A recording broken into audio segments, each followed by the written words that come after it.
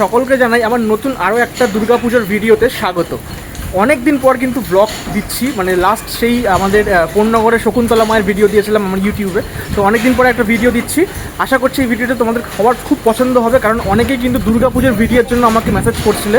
তবে অন্যান্যবার কিন্তু দুর্গাপুজোটা একটু আলাদাভাবে আমরা সেলিব্রেট করি। এই বছরের দুর্গাপুজোটা সম্ভবত একটু অন্যরকমভাবে সেলিব্রেট করতে চলেছি মেবি, কারণ এবছর সব কিছুই রদ বদল ঘটেছে।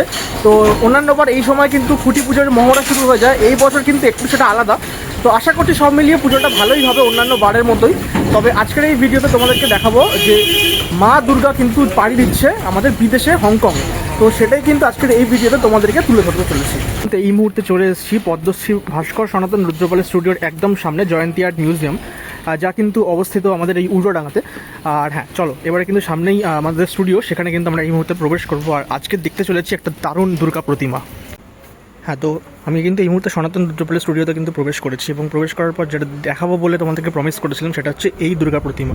এই দুর্গা প্রতিমাটি কিন্তু যেতে চলেছে সুদূর হংকংয়ে, আর কিছুদিনের মধ্যে কিন্তু হংকংয়ে বাড়ি দেবে এই প্রতিমা। এই প্রতিমা অলরেডি দেখতেই পাচ্ছ একদম পুরো অলমোস্ট রেডি হয়ে গেছে, অল্প স্বল্প কাজ বাকি হয়তো মেবি। তো প্রতিমাটা কিন্তু লাস্ট ইয়ার একটা যখন প্রতিমা তোমাদের দেখিয়েছিলাম, সেটাও বিদেশে গেছিলো, তখন আমি একটা ভিডিও বানিয়েছিলাম, খুব ভালো তোমাদের রেসপন্স ছিল।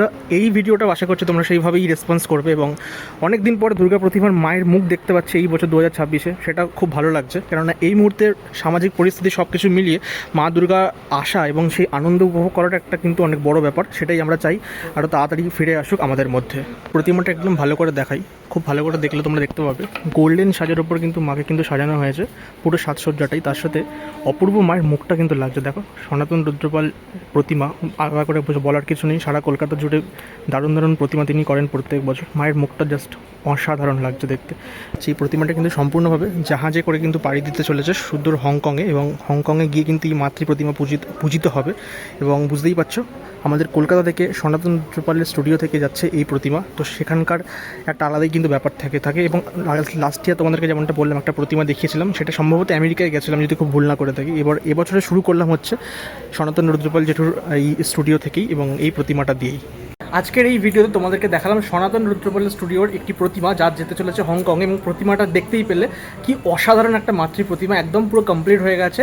মানে এখন থেকে কিন্তু ঢাকের বাজনা আমরা শুনতে পাচ্ছি এই মায়ের আগমনীর সাথে, এবং আর কিছুদিনের মধ্যে মানে শনি রবিবারের দিকে হয়তো মেবি প্রতিমাটি কিন্তু বেরিয়ে যেতে চলেছে হংকংয়ের উদ্দেশ্যে। তো আস্তে আস্তে আশা করি আমাদের পুজোটা প্রত্যেক বছর যেমন বড় করে হয় এবছর আশা করছি সেভাবেই হোক, সেটাই আশা রাখি। বাকি তো যত আস্তে আস্তে পুজোর কাজ আসবে, ভিডিও প্রচুর ফ্লো হতে থাকবে। তো আশা করছি তোমাদের প্রত্যেক বছর যেভাবে মানে পুজোর যে আমেজটা দেখাতে পারি, সেটা যেন এবছরও দেখাতে পারি ইউটিউব চ্যানেলের মাধ্যমে। অবশ্যই যারা এখনও পর্যন্ত চ্যানেলটা সাবস্ক্রাইব করোনি সাবস্ক্রাইব করে দিও, আর হ্যাঁ এখনও পর্যন্ত যারা বেল নোটিফিকেশন আইকনটা প্রেস করোনি করে দিও, তাহলে সব নোটিফিকেশান তোমরা কিন্তু পেয়ে যাবে আমার এই ইউটিউব চ্যানেলে।